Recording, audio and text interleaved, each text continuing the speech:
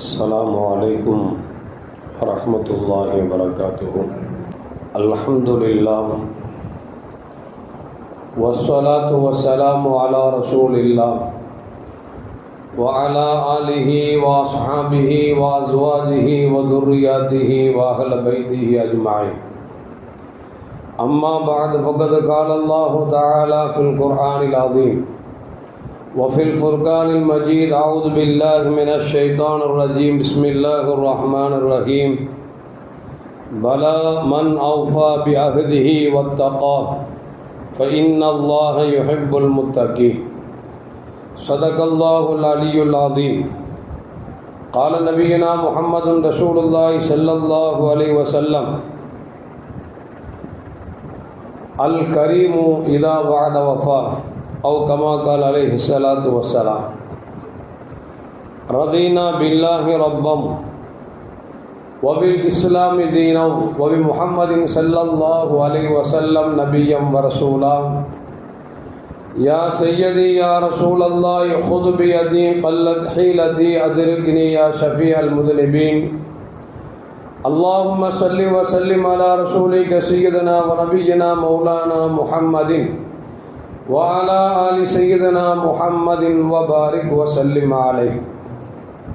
எல்லாம் புகழும் புகழ்ச்சியும் உருவமற்ற ஏக இறைவனாம் அல்லாஹ் ஒருவனுக்கு உரித்தாக்கி அகிலத்தின் அருள்கொடையாக வந்துதித்த நமது உயிரிலும் மேலான கண்மணி முஹம்மது முஸ்தபா ரசூலுல்லாஹி ஸல்லல்லாஹு அலைஹி வஸல்லம் அவர்கள் மீது ஸலவாத்தும் சலாமும் கூறியவனாக என் உரையை துவங்குகிறேன்.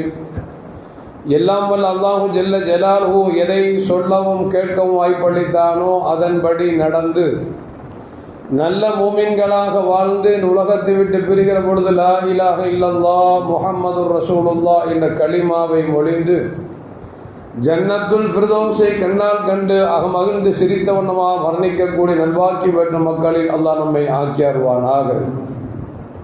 மரணித்தும் மரணிக்காத இறைநேசரின் கூட்டத்தில் அல்லாஹ் நம்மை ஆக்கியாருவானாக.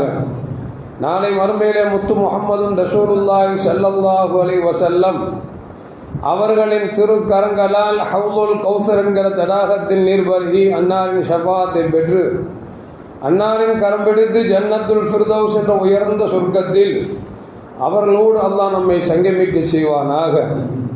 எல்லாவற்றுக்கும் மேலாக இறை அன்பை பெற்று இறைவனை பார்த்து பரவசம் அடையக்கூடிய அவனுடைய லிக்காவையும் ரிதாவையும் பெற்ற மக்களில் அல்லாஹ் நம்மை ஆக்கி அருள்வானாக. அருமையான மோமின்களை, ஏப்ரல் மாதம் அனல் பறக்கும் பிரச்சாரமும் சூரியனின் அனலும் தாங்க முடியாமல் மக்கள் எல்லாம் வெந்தும் நொந்து போய் கொண்டிருக்கிறார்கள். அல்லாஹு ஜல்ல ஜலாலுஹு இந்த உலகத்தில் சூரியன் வெப்பத்தையே தாங்க முடியவில்லை என்று சொன்னால் நாளை மறுமையிலே தலைக்கு மேல் ஒரு ஜானுக்கு மேல் இருக்கக்கூடிய சூரியனின் வெப்பத்தை நாம் எப்படி தாங்கப் போகிறோம்? அல்லாஹ் இந்த உலகத்திலும் மறு உலகத்திலும் இப்படிப்பட்ட கொடூரமான நிலை விட்டு பாதுகாத்து அவனுடைய அரசுக்கு கீழ் நிழல் வரக்கூடிய மக்களின் கூட்டத்தில் அல்லாஹ் நம்மை ஆக்கி அருள்வானாக. அருமையான மூமின்களை, இன்றைக்கு வருகிற 23ஆம் தேதி தமிழகத்தில் தேர்தல் என்று தேர்தல் கமிஷன் அறிவித்திருக்கிறது. இந்த தேர்தலுக்கு முன்னால் தேர்தலில் யாரெல்லாம் போட்டியிடுகிறார்களோ அவர்களெல்லாம் மக்களுக்கு மத்தியிலே பல வாக்குறுதிகளை அள்ளி வீசுகிறார்கள். இந்த வாக்குறுதியை பற்றி இஸ்லாம் என்ன சொல்லுகிறது? அதை வாக்கு கொடுத்தால் எப்படி நிறைவேற்ற வேண்டும், நிறைவேற்றவில்லை என்று சொன்னால் அதனால் என்ன பாதிப்புகள் ஏற்படும் என்பதை மார்க்கத்தின் பார்வையில் என்ன என்பதை பார்க்க கடமைப்பட்டிருக்கிறோம். அருமையான மூமின்களை, வாக்குறுதி என்பதற்கு அரபியில் வஅதா என்று சொல்வார்கள். நாம் இதை செய்து தருகிறேன் என்று வாக்கு கொடுத்தால் அந்த வாக்கை நிறைவேற்ற வேண்டும். நிறைவேற்ற முடிந்தால் மட்டும்தான் வாக்கு கொடுக்க வேண்டுமே தவிர வாக்கை நிறைவேற்ற முடியவில்லை என்று சொன்னால் அதை வாக்குறுதியாக கொடுக்கக்கூடாது. அப்படி வாக்குறுதியை நிறைவேற்றவில்லை என்று சொன்னால் இந்த உலகத்திலும் அசிங்கப்படுவார்கள், மறுமையிலும் அவர்கள் தண்டனை குறித்தானவர்களாக ஆகுவார்கள் என்பதை அல்லாஹு ஜல்ல ஜலால் நமக்கு சொல்லி காட்டுகிறார். சமீபத்தில் 2-3 நாட்களுக்கு முன்னால் அமெரிக்காவுடைய பிரதமர் ட்ரம்ப் என்ன செய்தார் என்று சொன்னால், ஈரானிடத்தில் பேச்சுவார்த்தை நடத்த வேண்டும் வாருங்கள் என்று அழைப்பு கொடுத்தார். இவர் வாக்குறுதியை மீறுவார், வாக்கு ஒன்று கொடுப்பார், செயல் ஒன்றாக இருக்கும், நாங்கள் வரமாட்டோம் என்று சொன்னார்கள். 48 மணி நேரம் அவர்களுக்கு அவகாசம் கொடுத்து அவர்களை எச்சரித்தார். அதற்கு பிறகு 4 நாட்கள் போர் நிறுத்தம் என்று அறிவித்தார்.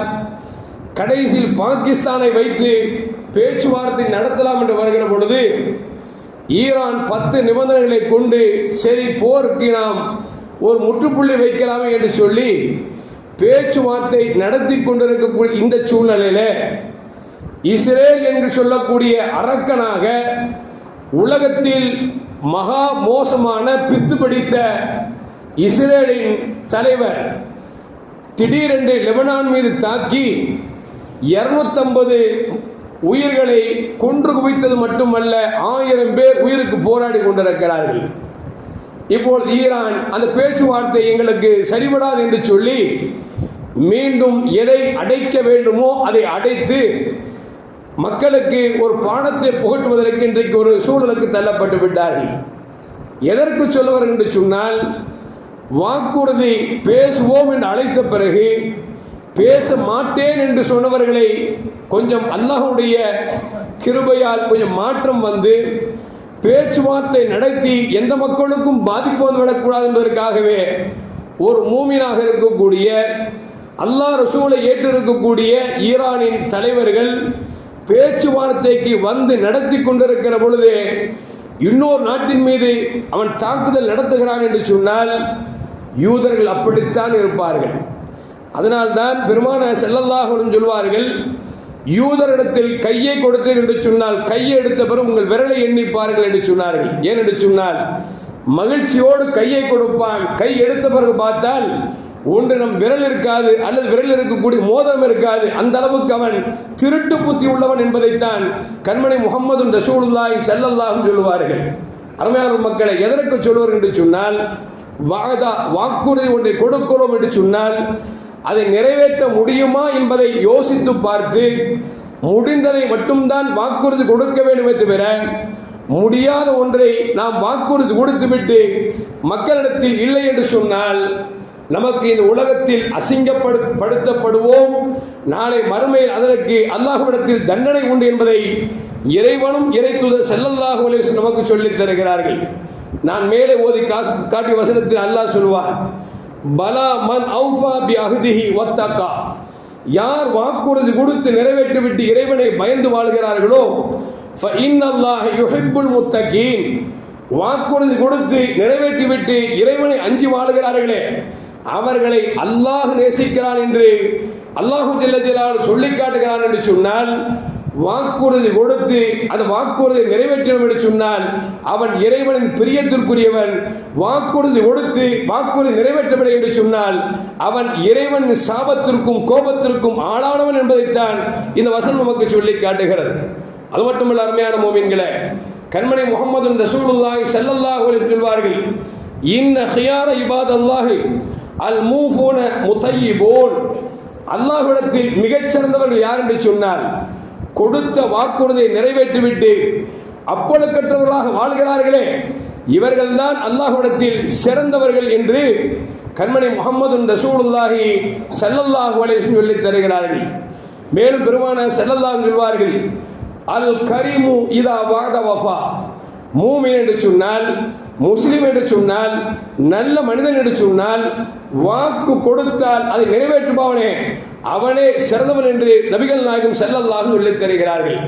நாம் இப்பொழுது வாழ்க்கையில் பார்த்து கொண்டிருக்கிறோம், வாக்குறுதி நமக்கு மத்தியில் அள்ளி வீசுகிறோம், சொல்லுகிறோம். குழந்தை 2ஆம் கிளாஸ் படிக்கிற பொழுது அவனை பார்த்து விட்டு சொல்லுவோம், இவன் +2 முடித்து விட்டால் காலேஜுக்கு எந்த செலவாக இருந்தால் நான் பொறுப்பேற்றுக் கொள்வேன் என்று சொல்லி இருக்கிற 10 வருஷத்துக்கு பிறகு நடக்கக்கூடிய ஒரு காரியத்தை சொல்லி விடுவார். அவன் தலையெழுத்து என்னமோ தெரியல, 12ஆம் கிளாஸ் முடிச்ச உடனே காலேஜுக்கு போறதுக்கு ரொம்ப தெண்டாடுவான். போய் நின்றா இந்த மாதிரி சின்ன வயசுல காலேஜ் படிக்கும் போது ஏதாவது காசு தேவைப்பட்டா கேளுன்னு சொன்னீங்களே, இப்ப படிப்புக்கு காசு இல்லை, அப்படி போய் நின்றா எப்ப சொன்ன அப்படிம்பார். ஒன்னும் மறந்துடுவார். ஒருவேளை சாட்சியா வச்சு இன்னார் இன்னார் இருக்கும் பொழுது சொன்னீங்கல்ல அப்படிங்கும் போது அது நான் அப்பல சொன்னேன் இப்போ சொல்லல அப்படிம்பார். எதுக்கு சொல்ல வர்ற அப்படின்னா, ஒன்றை வாக்களிக்கிறோம் என்று சொன்னால் நம்மால் நிறைவேற்ற முடிந்தால் மட்டும்தான் வாக்களிக்க வேண்டுமே தவிர, நிறைவேற்ற முடியவில்லை என்று சொன்னால் அந்த வாக்குறுதி பொய்யாக்கிறோம் என்று சொன்னால், நாம் எப்படி பாவமான காரியங்களை செய்தால் குற்றமோ அதுபோன்று கொடுத்த வாக்குறுதி நிறைவேற்றவில்லை என்று சொன்னால் அது குற்றம் குற்றமே என்பது மட்டுமல்ல, யாரிடத்தில் வாக்குறுதியை கொடுத்து நிறைவேற்றவில்லையோ அவன் மனதில் உங்களுடைய கண்ணியம் போக்கப்படும், அவனை சார்ந்தவிடத்தில் கண்ணியம் போக்கப்படும், படைத்த ரப்புல் ஆலமீனிடத்திலும் கண்ணியம் போக்கப்படும் என்பதை நமக்கு இந்த ஹதீஸ் நமக்கு சொல்லி காட்டுகிறது. அருமையான முஃமின்களே, கண்மணி முஹம்மது ரசூலுல்லாஹி ஸல்லல்லாஹு அலைஹி வஸல்லம் சொல்வார்கள், சொன்னதாக ஆயிஷா ரலியல்லாஹு அன்ஹா அறிவிக்கிறார்கள், பெருமானார் ஸல்லல்லாஹு சொன்னாங்க, யதுமனு லி சித்தன் மின் அன்ஃபுசிக்கும், உங்களிடத்தில் இந்த 6 விஷயங்களை நீங்கள் பாதுகாத்துக் கொள்ளுங்கள். அப்படி பாதுகாத்துக் கொண்டால் உங்களை நரகத்திலிருந்து விடுதலை பெற்று சொர்க்கத்தை வாங்கி தரும் பொறுப்பை நான் ஏற்றுக்கொள்கிறேன் என்றார்கள் பெருமானார் ஸல்லல்லாஹு அலைஹி வஸல்லம். 6 விஷயங்களை நீங்க பேணி பாதுகாத்து நடந்துகிட்டா உங்களுக்கு சொர்க்கம் நிச்சயம் என்பதை நபிகள் நாயகம் ஸல்லல்லாஹு சொல்றாங்க. ஒன்னு என்ன அப்படின்னா, பெருமானார் சொல்றாங்க, பேசினால் உண்மை மட்டும் பேசுங்கள், பேசினால் உண்மை மட்டும் பேசுங்கள், இதை நான் வாழ்க்கையில் செயல்படுத்துவேன் என்று செயல்படுத்தி காமியுங்கள். இரண்டாவது ரசூலுல்லாஹ் சொல்றாங்க, வஅஃபு இதா வஅத்தும், யாரிடத்தாவது நீங்கள் வாக்குறுதி கொடுத்தால் அதை நிறைவேற்றுங்கள். மூன்றாவது பெருமானார் சொல்கிறார்கள், யாராவது உங்களிடத்தில் அமானத்தை ஒப்படைத்தால் அமானத்தை பாருங்கள், பாதுகாருங்கள். நாலாவது ரசூலுல்லாஹ் சொல்றாங்க, உங்கள் கற்பை நீங்கள் பாதுகாத்துக் கொள்ளுங்கள், உங்கள் கண்களை பாதுகாத்துக் கொள்ளுங்கள், வகுஃபு ஐதியாக்கும், உங்கள் கரங்களை பாதுகாத்துக் கொள்ளுங்கள். இந்த 6 நீங்கள் பொறுப்பேற்றுக் கொண்டு எடுத்து வாழ்க்கையில் நடந்தால் பெருமானார் சொல்றாங்க, அதுவனுக்கும் ஜன்னா, உங்களுக்கு சொர்க்கத்தை வாங்கி தரும் பொறுப்பை ஏற்றுக்கொள்கிறேன் என்று நபிகள் நாயகம் ஸல்லல்லாஹு சொல்லி தருகிறார் என்று சொன்னால், அருமையான மக்களே, 6இல் 1 வாக்கு கொடுத்தால் வாக்கை நிறைவேற்ற வேண்டும். சில பேர் இருக்கிறாங்க, வாக்கு கொடுப்பாங்க, என்னங்க நாளைக்கு போகலாமா, இன்ஷா அல்லாஹ் போகலாம், அடுத்த நாள் என்னங்க வந்து நிற்பார், வரலையா, என்னங்க நான் வர்றேன்னு சொன்னீங்க, இன்ஷா அல்லாஹ் வரலன்னு சொன்னீங்களே, ஏன் வரல, அந்த இன்ஷா அல்லாஹ் போட்டேன்ல, இன்ஷா அல்லாஹ் போட்டா அதுக்கு நேரமே கிடையாதான், காலமே கிடையாதான். இப்போ இன்ஷா அல்லாஹ் ஒன்று சொல்லிட்டா அல்லாஹ்டு தப்பிச்சு நினைச்சுக்கிட்டு இன்ஷா அல்லாஹ்னா என்ன அர்த்தம் அப்படின்னா, அல்லாஹ் நாடினால் போவோம் அப்படின்னா போற மாதிரி இருந்தா தான் இன்ஷா அல்லாஹ் சொல்லணும். இல்ல வந்து திரும்பி போகட்டும், நம்ம போக வேண்டாம் அப்படிங்கிற எண்ணத்தில் இருந்தா அந்த இன்ஷா அல்லாஹ்வுக்கு பவர் இல்லை. எந்த அளவுக்குன்னா, இப்போ ஒரு ஆளு சொல்றார், நீங்க நாளைக்கு அங்க போகலாமா இன்ஷா அல்லாஹ் அப்படின்னா, நம்மால் கேட்கிறான், இந்த இன்ஷா அல்லாஹ் இன்னாருடைய இன்ஷா அல்லாஹ்வா இல்ல இன்னாருடைய இன்ஷா அல்லாஹ்வா அப்படின்னு சொல்லி கேட்கக்கூடிய அளவிற்கு இன்ஷா அல்லாஹ்வை கேவலப்படுத்தக்கூடிய சொல்றதுக்கு தள்ளப்பட்டு விட்டோம். அல்லாஹ் காப்பாற்றும். எதுக்கு சொல்ல வர அப்படின்னா, நாம் வாக்கு கொடுத்தோம் என்று சொன்னால் வாக்கை நிறைவேற்றுவதுதான் சொர்க்கத்தை பெற்றுத்தரும் என்பதை நபிகள் நாயகம் ஸல்லல்லாஹு அலைஹி வஸல்லம் சொல்லி தருகிறார்கள். மேலும் அல்லாஹ் சொல்றான், நீங்க வாக்குறுதி மனிதருக்கு மத்தியில் வாக்கு கொடுத்து விட்டு மீறி விட்டால் அவன் என்ன செய்ய போகிறான் என்று நினைத்துக் கொண்டீர்களா? அல்லாஹ் சொல்றான் பாருங்க, வஅஃபு பில் அஹதி இன்னல் அஹத, நீங்கள் வாக்குறுதி கொடுத்தால் நிறைவேற்றுங்கள். ஏனென்று சொன்னால் இன்னல் அஹத கான வசூலா, நாளை மறுமையிலே உங்களை எல்லாருக்கும் முன்னால் வைத்து நிற்க வைத்து கேள்வி கேட்கப்படும் என்று சொல்லி அல்லாஹ் சொல்கிறான் என்று சொன்னால், அருமையான மக்களே, நாம் கணவன் மனைவிடத்தில் வாக்கு கொடுத்தாலும் சரி, மனைவி கணவனிடத்தில் வாக்கு கொடுத்தாலும் சரி, பெற்றோர் பிள்ளையிடத்தில் வாக்கு கொடுத்தாலும் சரி, அல்லது பிள்ளைகள் பெற்றோரிடத்தில் வாக்கு கொடுத்தாலும் சரி, அல்லது கட்சி தலைவர்கள் தொண்டரிடத்தில் வாக்கு கொடுத்தாலும் சரி, அல்லது தொண்டர்கள் கட்சிக்காரர்கள் வாக்கு கொடுத்தாலும் சரி, வாக்கு என்று வந்துவிட்டால் முடிந்தால் நிறைவேற்ற வேண்டும். முடியவில்லை என்று சொன்னால் அந்த வாக்குகளை நாம் சொல்லக்கூடாது என்பதைத்தான் நமக்கு மார்க்கம் நமக்கு சொல்லி காட்டுகிறது. அது மட்டுமல்ல அருமையான மக்களே, மேலும் அல்லாஹ் சொல்லுவான், யா அய்யுஹல்லதீன ஆமனு லிம தகூலூன மா லா தஃபாலூன், நீங்க செய்யாத ஒன்றை ஏன் பிறருக்கு சொல்லுகிறீர்கள் என்று சொல்லுகிறான். உன்னை தர்றேன் அப்படின்னா இதை செய்கிறேன் என்று சொன்னால் உங்களால் செய்ய முடிந்தால் மட்டும்தான் சொல்ல வேண்டும், தவிர செய்ய முடியவில்லை என்று சொன்னால் நான் தருகிறேன் அப்பொழுது பார்க்கலாம், இப்படி பார்க்கலாம் என்று சொல்வது கூட தவறு என்பதை அல்லாஹ் ஜல்ல ஜலாலுஹு குர்ஆனிலே வன்மையாக கண்டிக்கிறான் என்று சொன்னால், அருமையான மக்களே, வாக்கு வங்கிகளுக்காக இன்றைக்கு தலைவர்களால் வாக்குகள் அள்ளி வீசப்படுகிறது. அந்த வாக்குகள் நிறைவேற்றப்படுகிறதா என்று சொன்னால் உண்மையில் 110% வாக்குகள் நிறைவேற்றப்படுவது என்பது ஆச்சரியமாக இருக்கிறது என்பதை நாம் மறந்துவிடக் கூடாது. அருமையான மூமின்களே, வாக்கை நிறைவேற்றுவது என்பது நல்ல மூமினின் அடையாளம், நபிமார்களின் அடையாளம் என்பதை நமக்கு ஒரு நிகழ்வு நமக்கு சொல்லி காட்டுகிறது. அபூ சுஃபியான் ஹெர்கல் மன்னரிடத்தில் போகிறார். ஏனென்று சொன்னால் முஸ்லிம்கள் மக்காவில் இருந்து ஹெர்கல் நாட்டை ஆளக்கூடிய நாட்டுக்கு அவர்கள் ஹிஜ்ரத் சென்றிருந்தார்கள். அந்த மக்களை மீட்டெடுத்து அழைத்து வர வேண்டும் என்று சொல்லி ஹெர்கலிடத்திலே சென்று எப்படியாவது பொய்யை புரட்டி சொல்லி நாம் அந்த மக்களுக்கு அடைக்கலத்தை நாம் கேன்சல் செய்து விடலாம் என்று சொல்லி அபூ சுஃபியான் இஸ்லாத்தை ஏற்றுக்கொள்ளாத பொழுது ஹெர்கலை சந்திக்கிறார். ஹெர்கல் மன்னர் கேட்கிறார், உங்கள் ஊரிலே முகமது நபி வந்திருக்கிறாரே, அவரை பற்றி நான் கொஞ்சம் கேட்கலாமா, சொல்லுவீர்களா என்று கேட்கிறார்கள். தாராளமாக சொல்லுங்கள், நான் சொல்லுகிறேன் என்று சொல்லி அபூ சுஃபியான் சொல்லுகிற பொழுது ஹெர்கல் கேட்கிறார், முகம்மது என்று ஒரு நபி வந்திருக்கிறாரே, உங்களுக்கு எதை ஏவுகிறார், எதை தடுக்கிறார் என்று சொல்லி அந்த ஹெர்கல் அபூ சுஃபியானிடத்தில் கேட்கிறார். அப்பொழுது அபூ சுஃபியான் சொல்கிறார், அவர் என்ன ஏவுகிறார், அன்னஹு அமரக்கும் பிஸ்ஸலாம், தொழுவுங்கள் என்று அவர் ஏவுகிறார். உண்மையை பேசுங்கள் என்று சொல்லுகிறார். பத்திரத்தனத்தோடு வாழுங்கள் என்று சொல்லுகிறார். நீங்கள் வாக்கு கொடுத்தால் நிறைவேற்றுங்கள் என்று சொல்லுகிறார். அமானிதம் ஒப்படைக்கப்பட்டால் அதை பாதுகாங்கள் என்று சொல்லுகிறார் என்று சொன்ன பொழுது இதை கேட்ட ஹெர்கல் சொன்னார், ஹாதிஹி சிஃபத்துன் நபி, இது நபியின் அடையாளம் என்று சொல்லி இஸ்லாத்தை ஏற்றுக்கொள்ளாத ஹெர்கல் மன்னர் சொல்லுகிறார் என்று சொன்னால், அருமையான மக்களே, வாதா கொடுத்தால், வாக்குறுதி கொடுத்தால் நாம் அதை நிறைவேற்றுவதுதான் நல்ல மனிதனுக்கு அழகு என்பதை நமக்கு ஹெர்கல் மூலியமாக நமக்கு அப்துல்லா பின் அப்பாஸ் ரலியல்லாஹு தஆலா அவர்கள் நமக்கு சொல்லி காட்டுகிறார்கள். அது மட்டுமல்ல, அருமையான முஃமின்களே, கண்மணி முஹம்மது ரசூலுல்லாஹி ஸல்லல்லாஹு அலைஹி வஸல்லம் சொல்வார்கள், ஆயத்துல் முனாஃபிக், முனாஃபிக்கின் அடையாளம் என்ன தெரியுமா? 3 என்று பெருமானார் ஸல்லல்லாஹு அலைஹி வஸல்லம் சொல்கிறார்கள். இதா ஹத்தஸ கதப, பேசினால் பொய்யைத்தான் பேசுவான். அது மட்டுமல்ல, வாக்கு கொடுத்தால் மாறு செய்வான். நம்பிக்கையாக நாம் அவனை இருந்தோம் என்று சொன்னால் அவன் ஏமாற்றத்துக்கு தருவான், மோசம் செய்வான். இந்த 3 முனாஃபிக்கின் அடையாளம், நல்ல மனிதன் அடையாளம் இல்லை என்பதை நபிகள் நாயகம் ஸல்லல்லாஹு அலைஹி நமக்கு சொல்லித் தருகிறார்கள். அருமையான மக்களே, சஹாபாக்கள் எந்த அளவுக்கு இந்த வாதாக்களை நிறைவேற்றுவதிலே, வாக்குறுதி கொடுத்து நிறைவேற்றுவதிலே கண்ணும் கருத்துமாக இருந்திருக்கார் என்பதை நமக்கு வரலாறு நிறைய சொல்லி காட்டுகிறது.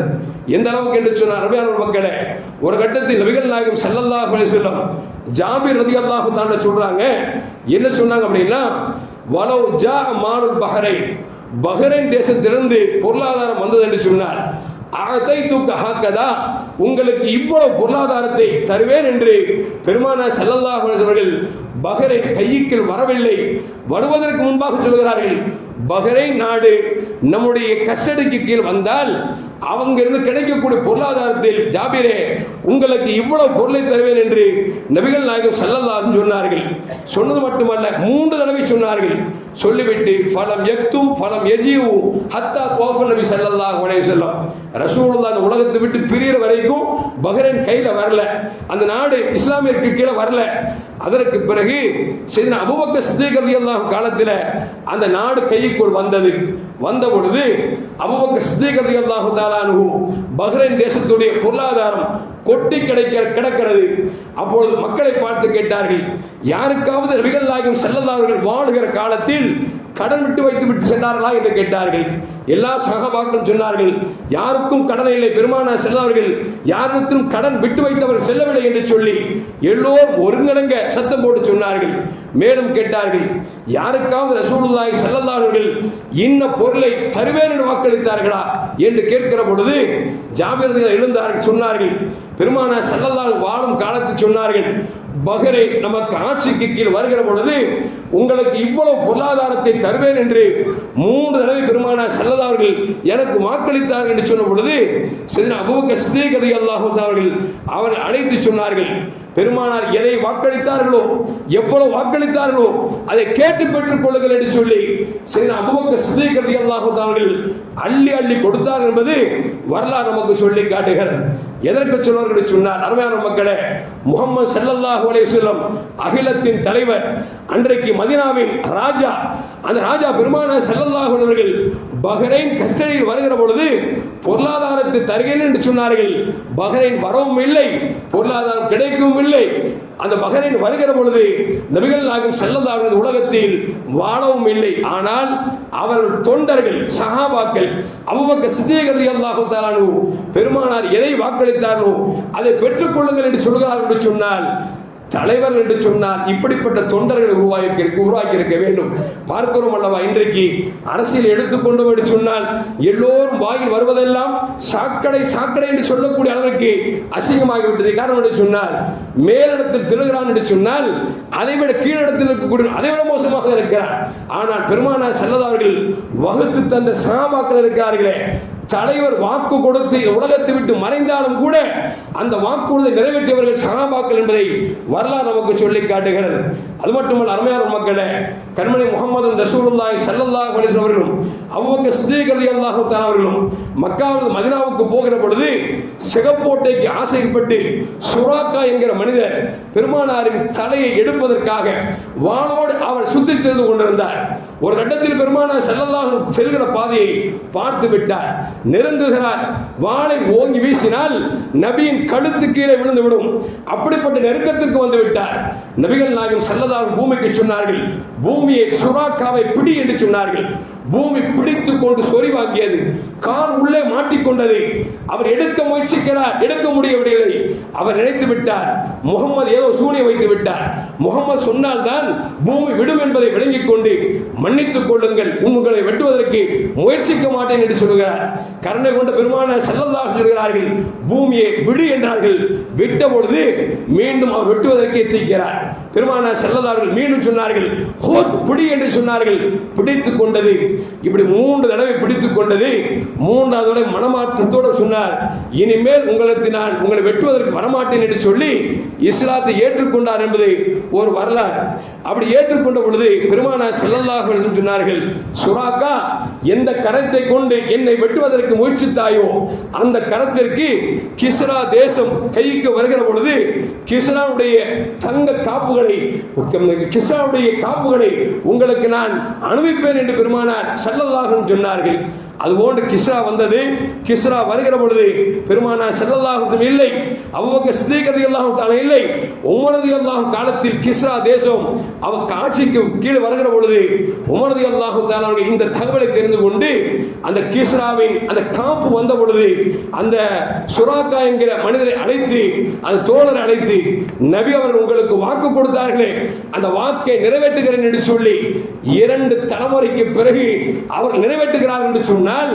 இது வல்லவா தலைவருக்கு நல்ல அடையாளம் என்பதை கொஞ்சம் யோசித்து பார்க்க வேண்டும். ஆனால் இன்றைக்கு பார்க்கிறோம், இந்தியாவில் ஒரு பெரும் கொண்ட கட்சி நாங்கள் ஆட்சிக்கு வந்தால் 15 லட்சம் ஒவ்வொரு மக்களுக்கும் குடிமக்களுக்கும் போடுவோம் என்று சொன்னார்கள். எங்கே போட்டார்கள்? எங்கும் போடவில்லையே. கேட்டால் சொல்லவே இல்லை என்று சொல்கிறார்கள். எதற்கு சொல்வார்கள் சொன்னால், வாக்கு கொடுங்கள் வாக்குக்காக. ஆனால் அந்த வாக்கு எப்படி இருக்க சொன்னால், நீங்கள் நிறைவேற்ற முடிந்தால் மட்டும்தான் செய்ய வேண்டும் தவிர நிறைவேற்ற முடியவில்லை என்று சொன்னால் நாங்கள் சொன்னது அப்படி சொல்லவில்லை இப்படி சொல்லவில்லை என்று மறுப்பதற்கு நீங்கள் வாக்கு கொடுக்க வேண்டாம் என்று சொன்னால், அப்படி வாக்கு மீறுகிற பொழுது உலகத்தில் ஆட்சி அதிகாரத்தில் இருக்கிற பொழுது நீங்கள் கேவலப்படுத்தப்படுவீர்கள் என்பதற்கு இந்த மாற்று கருத்தும் அல்ல. பார்க்கிறோம் அல்லவா, யார் 15 லட்சத்தை வாக்குறுதி கொடுத்தார்களோ இன்றைக்கு ஒவ்வொரு குடிமகனும் அசிங்கமாக திட்டாத ஒரு மனிதர் இல்லை என்கிற அளவிற்கு இன்றைக்கு போய் கொண்டிருக்கிறது என்று சொன்னால், ஒரு வாக்கு கொடுப்பது என்பது மனிதனின் கண்ணியத்தை, மனிதனின் மகத்துவத்தை அது நிறைவேற்றினால் ஓங்கச்சியம் என்பதைத்தான் வரலாறு நமக்கு சொல்லி காட்டுகிறது. அருமையான முஃமின்களே, அது மட்டுமல்ல, எந்த அளவுக்கு என்று சொன்னால் அக்தத்துல் முஷ்ரிக்கீன் மால் முஸ்லிமீன், முஸ்லிம்களுக்கும் ஒரு ஒப்பந்தம் நடைபெறுகிறது. ஹுதைபியா இடத்துல உம்ராக்கு போக தடுக்கப்படுறாங்க. ஒரு ஒப்பந்தம் ஏற்படுது. அந்த ஒப்பந்தத்தில் என்ன அப்படின்னா, முஷ்ரிக்கீன்கள் காபிர்கள் சொல்றாங்க, எங்க மக்கள் உங்களிடத்தில் வந்தால் அவர் திருப்பி அனுப்பிவிட வேண்டும், உங்கள் மக்கள் எங்களிடத்தில் வந்தால் நாங்கள் திருப்பி அனுப்ப மாட்டோம். எவ்வளவு பெரிய அபத்தமான ஒரு ஒப்பந்தம் பாருங்க. அதாவது 2 பேரும் முஸ்லீம்கள் காபிர்கள் ஒப்பந்தம் நடக்குது. எங்க சமயத்தை சார்ந்தவர்கள் உங்களை நம்பி வந்தால் நீங்க எங்கள்கிட்ட அனுப்பிடணும், உங்க சமூகத்தை சார்ந்த எங்களை நம்பி வந்தால் உங்களை நாங்கள் திருப்ப அனுப்ப மாட்டோம் அப்படின்னு சொல்லி பல ஒப்பந்தத்தில் இது ஒரு ஒப்பந்தம். ஸல்லல்லாஹு அலைஹி வஸல்லம் ஒப்பந்தத்திற்கு உடன்பட்டு கையெழுத்தும் போட்டாங்க. எந்த அளவுக்குன்னா உமர் ரலியல்லாஹு தஆலா மிகவும் ஆவேசப்பட்டாங்க. யார சொல்லலாம், அல்லாஹ் ஒருவனுங்கிற கொள்கையில் தான் நாம் இருக்கிறோம், நீங்கள் அல்லாஹ்வுடைய ரசூல் தானே என்று சொல்லி வேகப்பட்டார்கள். ஆனால் பெருமானார் அந்த வேகத்தை எல்லாம் சாதகமாக்கி கொண்டு அவரை சாதுவாக்கி கொண்டு பெருமானார் ஸல்லல்லாஹு கையெழுத்து போட்டாங்க. அப்படி கையெழுத்து போட்ட பிறகு பெருமானார் ஸல்லல்லாஹு அலைஹி வஸல்லம் அவங்கள்ட்ட அபூ ஜுந்தல் இப்னு ஸஹல் என்று சொல்லக்கூடிய ஒரு மக்கத்து காஃபிர் மதீனாவுக்கு வர்றார்.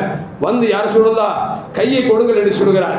பெருமானார் கையை கொடுத்தார்கள், கலிமாவை சொன்னார், ஏற்றுக்கொண்டு விட்டார்கள். ஏற்றுக்கொண்ட பிறகு பெருமானார் ஸல்லல்லாஹு சொன்னாங்க, இவரை கொண்டு அவர் ஊர்லயே விட்டுருங்க அப்படின்னு ஒண்ணு அவர் சத்தம் போட்டு சொன்னாரு.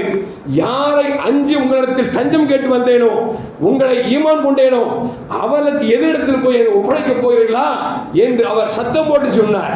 அப்படி பெருமானார் ஸல்லல்லாஹு சொன்னாங்க, கவலைப்படாதீங்க யா ஜுந்தல், கவலைப்படாதீங்க, இஸ்பிரு வஹ்தசிப், பொறுமையா இருங்க, நாளை எண்ணிட்டுறீங்க, வெகு விரைவில் சாதகமான ஆட்சி நமக்கு கிடைக்கும் என்று பெருமானார் ஸல்லல்லாஹு சொல்லி அந்த ஒப்பந்தத்தை எதை போட்டார்களோ அந்த ஒப்பந்தத்தை கொஞ்சம் கூட மீறாமல் அந்த மனிதனை மீண்டும் மக்கத்து குஃபாரத்தில் ஒப்படைத்தார்கள். பின்னால் மிகப்பெரிய பதவி பெற்றார் என்பதெல்லாம் வேறு வரலாறு. எதற்கு சொல்வோம் என்று சொன்னால், அது நமக்கு பாதகமாக அமைந்தாலும் கூட நாம் வாக்கு கொடுத்து விட்டோம் என்று சொன்னால் அதை நிறைவேற்ற வேண்டும் என்பதில் பெருமானார் ஸல்லல்லாஹு கண்ணும் கருத்துமாக இருந்திருக்கிறார் என்பதை வரலாறு நமக்கு சொல்லி காட்டுகிறது. அருமையான மக்களே, ஒரே ஒரு நிகழ்ச்சியை சொல்லிவிட்டு முடித்து விடுகிறேன். உமர் இப்னு கத்தாப் ரலியல்லாஹு காலத்தில் இரண்டு மனிதர்கள் வருகிறார்கள். ஒரு மனிதர் ஒரு பிடித்துக் கொண்டு வருகிறார். வந்து சொன்னாரு, கலீஃபா அவர்களே, இந்த மனிதர் என் தந்தையை கொலை செய்து விட்டார், எனவே இவரை நான் கொலை செய்ய வேண்டும் என்று சொல்லி தீர்ப்பு கேட்கிறார். ஒரு மனுஷனை ஒரு ஆள் வெட்டிட்டார் அப்படின்னா பதிலுக்கு பதில் வெட்டுறது மார்க்கத்தில் கூடும், மன்னிச்சு விடுறது அதை விட சிறப்பு. இப்போ குற்றவாளியை யார் அநீதம் இழைக்கப்பட்டாரோ அவரின் மகன், கொலை செய்யப்பட்ட ஒரு மகன் கையோடு பிடிச்சு கொண்டு சொல்றாரு, இவர் எங்க வாப்பா கொண்டுட்டாரு, இவரை நான் கொலை செய்யணும் அப்படின்னு உமர் கத்தாப் ரலியல்லாஹு கேட்கிறாங்க, சொல்றது உண்மையாப்பா, பெத்த தாப்பனை கொண்டுட்டியா அப்படின்னு கேட்கிறார்.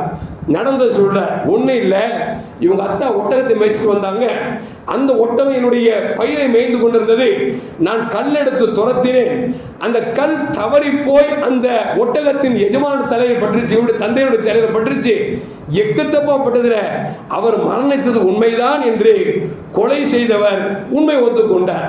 அப்ப உமர் சொல்றாங்க, நீ கல்லை தூக்கி அடிச்சுட்ட, கொலை செஞ்சுட்ட, அவர் கொலைக்கு கொலை பதில் வாங்கணுங்கிறாரு, உன்னை கொல்ல போறோம் அப்படின்னு சொன்ன உடனே அந்த தோழர் சொன்னாரு, கொல்லுங்க, என்ன தப்பு செஞ்சுட்டேன், ஆனா என்னன்னா எங்க ஃபேமிலி மனைவி மக்கள் கிராமத்தில் இருக்கிறாங்க, நான் வந்து விவசாயம் பண்ண வந்திருக்கிறேன், நான் வரல அப்படின்னு அவங்க தேடிட்டு இருப்பாங்க, பசி பட்டியமா இருப்பாங்க, எனக்கு ஒரு இரவு அனுமதி கொடுத்தா நான் என் மனைவி மக்கள்கிட்ட போய் சொல்லிட்டு நான் வந்துடுறேன் அப்படிங்கிறாங்க. கொலை குற்றவாளி கொலை செய்ய போறாங்க, போன திரும்பி வருவாரா, வரமாட்டார்ல, ஏன்னா உயிர் போய் வந்தோம்னா. இப்போ கேட்ட உடனே உமரதான் கேட்கிறாங்க, இதுக்கு யாராவது ஜாமீன் எடுத்துக்கிறீங்களா, பொறுப்பேற்றுக்கிறீங்களா அப்படின்னு கேட்கிறாங்க. எந்த சாமி பொறுப்பேற்றுக்குவாரு, ஏன்னா இவர் வரலன்னா யார் பொறுப்பேற்றாரோ அவர் கொல்லப்படுவார். இப்ப யாருமே பொறுப்பேற்றுக்கல. இந்த நேரத்தில் உமர் ரலியல்லாஹு தஆலா அபூதர் என்று சொல்லக்கூடிய ஒரு சஹாபியை பார்க்கிறார். பார்த்துட்டு கேட்டாங்க, என்ன நீங்க பொறுப்பேற்றுக்கிறீங்களா அப்படின்னு சொல்லி கேட்ட உடனே அபூதர் சொன்னாங்க, நான் வேணா பொறுப்பேற்றுக்கிறேன், அவங்களுக்கு 3 இரவு டைம் கொடுங்க, அவர் போய் சொல்லிட்டு வரட்டும் அப்படின்னு சொல்லி சொல்லிட்டாங்க. 3ஆவது நாள் சாயங்கால நேரம் சூரியன் மறைவுக்கு முன்னால் மக்களுக்கெல்லாம் எல்லோரும் தொழிலுக்கு வர சொல்லி ஒரு பொது அழைப்பு கொடுக்கப்படுகிறது. ஏன்னா குற்றவாளி கொலை செய்யப்பட வேண்டும், பொதுமக்களுக்கு மத்தியில் கொலை செய்யப்பட வேண்டும், எனவே எல்லோருக்கும் பொது அழைப்பு கொடுத்துட்டாங்க. எல்லாரும் வந்தாச்சு, பொறுப்பேற்று அபூதர் ரலியல்லாஹு வந்துட்டாங்க. வந்த உடனே அபூதர்கிட்ட கேட்கிறாங்க, என்னாச்சு, ஆளை காணாம, பொறுப்பேற்றீங்களே, அவர் வரலன்னா இப்ப அந்த குற்றவாளியின் கூண்டில நீங்க நிறுத்தப்படுவீங்கன்னு சொன்ன பொழுது அவங்க சூரியனை பார்க்கறாங்க. பார்த்துட்டு மறையதுக்கு கொஞ்ச நேரம் இருக்குது, கொஞ்சம் போருங்க வந்துருவாங்க அப்படின்னாங்க. அதே மாதிரி சூரியன் மறைய நேரத்தில் அந்த குற்றவாளி வந்து விட்டார். வந்துட்டு உடனே பார்த்த உடனே உமர் ரலியல்லாஹு தஆலா அல்லாஹு அக்பர் அல்லாஹு அக்பர் என்று இறைவனை தக்பீர் சொன்னார்கள். சொன்ன மட்டும் அருமையான மோமின்களே, அவங்கள்ட்ட கேட்டாங்க, இப்போ கொலை செய்யுங்க அப்படின்னு சொல்லி சொன்ன உடனே அவரு சொல்றாரு, என்னை கொலை செய்யுங்க, என் மனைவி மக்கள்லாம் கஷ்டத்தில் இருக்கிறாங்க, நான் அவங்கள்ட்ட சொல்லிட்டு வந்துட்டேன், நீங்க கொலை செய்யுங்கன்னு உடனே உமர் அபூதர் கேட்கிறாங்க, அபூதரே இந்த கொலை குற்றவாளிக்கு பொறுப்பேத்தீங்களே, என்ன தைரியத்தில் பொறுப்பேத்தீங்க?